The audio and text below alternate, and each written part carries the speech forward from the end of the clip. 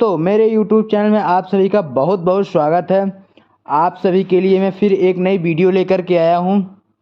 जैसे कि आप लोग जानते हैं कि समुद्र मंथन की पौराणिक कथा, आइए हम लोग जानते हैं क्यों हुआ था, इस मंथन का कारण जानते हैं। तो दोस्तों अगर वीडियो आपको पसंद आएगी तो वीडियो को लाइक और चैनल को सब्सक्राइब, बेल आइकन की घंटी ज़रूर दबाइएगा दोस्तों, जिससे आप लोग का प्यार और दुलार मेरे ऊपर बना रहे, साथ ही साथ आपको अच्छी से अच्छी वीडियो देखने को मिलती रहे। तो दोस्तों वीडियो शुरू करने से पहले आप सभी को मैं बताना चाहता हूं कि वीडियो को अंत तक ज़रूर देखें। तो चलिए सुनते हैं। एक बार दुर्वासा ऋषि एवं उनके शिष्य शिवाजी के दर्शन के लिए कैलाश पर्वत की ओर जा रहे थे। मार्ग में उन्हें देवराज इंद्र मिले।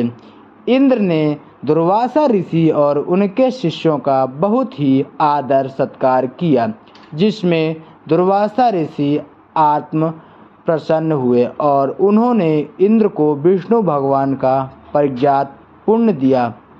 धन, संपत्ति और वैभव एवं इंद्र दासन के गर्भ में चूर इंद्र ने परिजात पुष्प को अपने प्रिय ऐरावतियों के मस्तक पर रख लिया। उस पुष्प का स्पर्श होती है कि ऐरावत हाथी सासा ही भगवान विष्णु के समान तेजस्वी हो गया। उसने इंद्र की अवहेलना कर दी और उस दिव्य पुष्प को कुचलते हुए वन की ओर चला गया। इंद्र को दिए आशीर्वाद के रूप में विष्णु भगवान पुष्प की तिष्कर होते देखकर दुर्वासा ऋषि अत्यंत क्रोधित हो गए। उन्होंने देवराज इंद्र को श्री अर्थात लक्ष्मी सिंह को जानने का शाप दे दिया। दुर्वासा ऋषि के शाप से फलस्वरूप लक्ष्मी उसी क्षण स्वर्लोक को छोड़कर अदृश्य हो गई। लक्ष्मी जी को जाने से इंद्र आदि देवताओं निर्बल और श्रीहीन हो गए। उनका सर्वभौम लुप्त हो गया।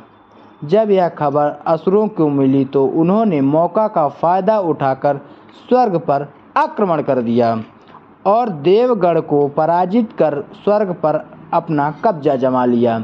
उसके बाद निराश होकर इंद्र के देवगुरु बृहस्पति और अन्य देवताओं को साथ ब्रह्मा जी की शरण में पहुँचे। तब ब्रह्मा जी बोले, देवेंद्र इंद्र, भगवान विष्णु के भोग रूपी पुष्प का अपमान करने का कारण भागवती लक्ष्मी रुष्ट होकर तुमसे दूर चली गईं। यदि तुम इन्हें प्रसन्न करके पुनः प्राप्त करना चाहते हो तो भगवान नारायण की कृपा दृष्टि प्राप्त करो। उनके आशीर्वाद से ही तुम्हें खोया वैभव एवं स्वर्ग पुनः मिल जाएगा। इंद्र और अन्य देवताओं के आग्रह पर ब्रह्मा जी भी उनके साथ भगवान विष्णु की शरण में पहुँचे। वहाँ ब्रह्मा भगवान विष्णु भागवती लक्ष्मी के साथ विराजमान थे।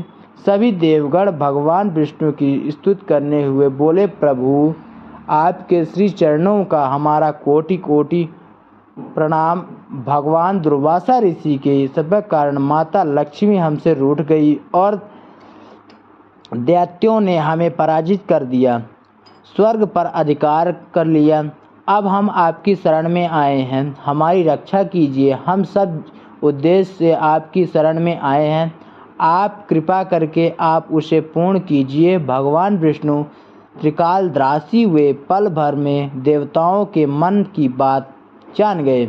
तब वे देवगणों से बोले, आप सभी ध्यानपूर्वक मेरी बात सुने। दैत्यों पर इस समय का काल विशेष कृपा है, इसलिए जब तक तुम्हारे उत्कर्ष और दैत्यों के पतन का समय नहीं आता तब तक तुम उनसे संधि कर लो, क्योंकि केवल यही तुम्हारे कल्याण का उपाय है। श्री सागर के गर्भ में अनेक दिव्य पदार्थ के साथ साथ अमृत भी छिपा है। उसे पीने वाले के सामने मृत्यु भी पराजित हो जाती है। इसके लिए तुम्हें समुद्र मंथन करना होगा। यह कार्य अत्यंत दुष्कर है, अतः इस कार्य में दैत्यों की सहायता लो। कूटनीति भी है। आवश्यकता पड़ने पर शत्रु भी मित्रता बना लेनी चाहिए।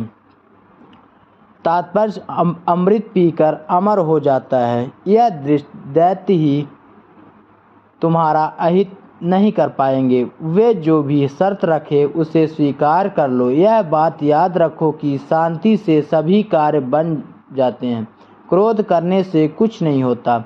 भगवान विष्णु परामर्श के अनुसार इंद्रदेवगण दैत्यराज बलि के पास संधि का प्रस्ताव लेकर गए और उन्हें अमृत के बारे में बताकर समुद्र मंथन के लिए तैयार कर लिया। तब समुद्र मंथन की प्रक्रिया शुरू हुई। समुद्र मंथन के लिए समुद्र में मंदरजाल का स्थापित कर लिया। वास्तविक नाग में रस्सी बना गया। तत्पश्चात दोनों पक्ष अमृत प्राप्ति के लिए समुद्र मंथन करने लगे। अमृत पीने की इच्छा अब सभी जोश और वेग कम से मंथन कर रहे थे। सहसा तभी समुद्र से कालकूट नामक भयंकर विष निकला। उस विष की अग्नि से दसों दिशाएं जलने लगी। समस्त प्राणियों से हाहाकार मच गया। उस विष की ज्वाला से सभी देवताओं तथा दैत्य जलने लगे और उनकी कांति फीकी पड़ने लगी। इस पर सभी ने मिलकर भगवान शंकर से प्रार्थना की।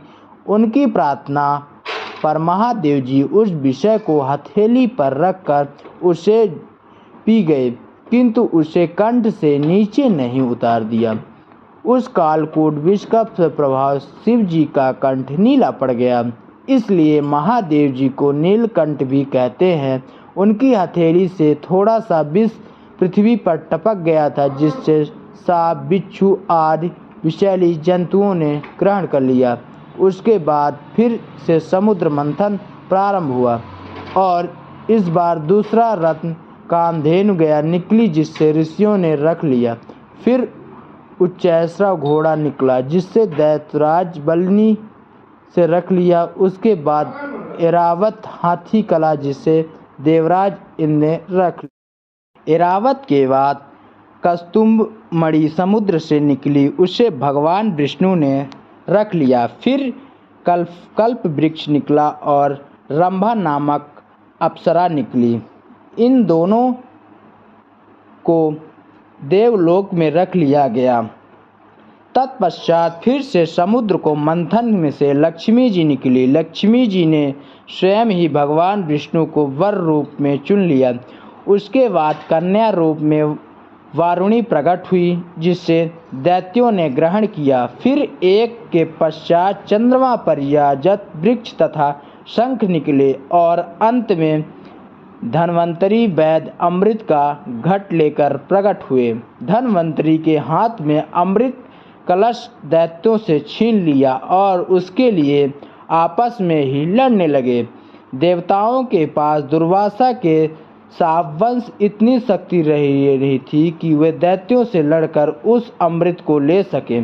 इसलिए निराश खड़े हुए उनका आपस में लड़ना देखते रहे।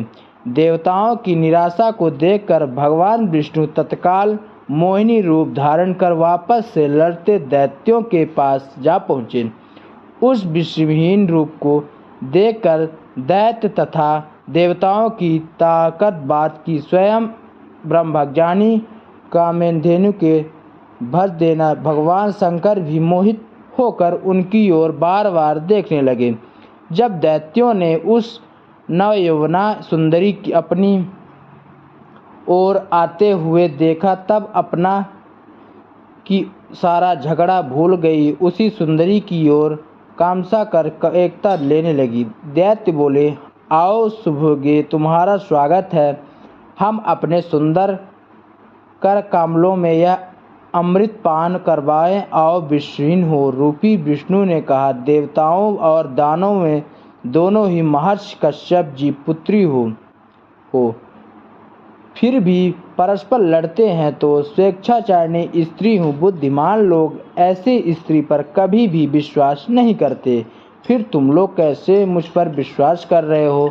अच्छा यही है कि स्वयं सब मिलकर अमृत पान कर लिया। विश्व मोहिनी के नीचे नीति कुशल वचन सुनकर उन कामनाथ दैत्यों, दानवों और असुरों का उस पर भी विश्वास हो गया। वे बोली, सुंदरी, हमें तुम पर पूर्ण विश्वास है। तुम जिस प्रकार अमृत बांटोगी उस प्रकार अमृत पान कर लेंगे। तुम ये कलश लो और हमारे सभी अमृत वितरण करो। विश्वमोहिनी ने अमृत कलश लेकर देवताओं और दैत्यों की अलग अलग पंक्तियों में बैठने के लिए कहा। उसके बाद दैत्यों की अपने कटाक्ष से महोदय करते हुए देवताओं को अमृत पान कराने लगे। दैत्य उनके कटाक्ष से ऐसा मोह से हुए अमृत पीना ही भूल गए। भगवान की इस चाल को राह नामक दैत्य समझ गया। वह देवता एक रूप धारण कर देवताओं की पंक्ति में जाकर बैठ गया और जब अमृत उसके कंठ में पहुंच गया तब चंद्रमा तथा सूर्य पुकार कर रहा था। राहु दैत्य यह सुनकर भगवान विष्णु ने तत्काल अपने सुदर्शन चक्र से उसका सिर धड़ से अलग कर दिया। अमृत के भाव से उसके सिर और धड़ और केतु नामक के ग्रह बनकर अंतरिक्ष में स्थापित हो गए। वे वैर भाव के कारण सूर्य और चंद्रमा ग्रहण कराते हैं। इस तरह देवताओं के अमृत पिलाकर भगवान विष्णु वहाँ से अंत ध्यान हो गया। लोग अपने लोग होते हैं। दैत्य की मदद होशी सात सप्ताह में होशी अत्यंत क्रोधित होकर देवताओं पर प्रहार करने लगे, किंतु इस बार सभी देवराज अपनी शक्ति वापस पा चुके थे। अतः उन्होंने दैत्यों को परास्त कर अपना इंद्रलोक वापस प्राप्त कर लिया। दोस्तों, आपको ये कथा कैसी लगी कृपया कमेंट करके ज़रूर बताइए। वीडियो पसंद आए तो वीडियो को लाइक करें और ऐसी ही और बहुत सारी कहानियाँ सुनने के लिए हमारे चैनल मिश्रा दोस्ताना 850 में आप सभी का स्वागत है। और वीडियो को लाइक, सब्सक्राइब और बेल आइकन की घंटी ज़रूर दबाइए, जिससे आप लोग का प्यार और दुलार बना रहे। दोस्तों, तो इस कहानी से हमें क्या शिक्षा मिलती है और समुद्र मंथन में क्या कारण हुआ, तो दोस्तों कमेंट बॉक्स में ज़रूर बताएं। जय श्री कृष्णा।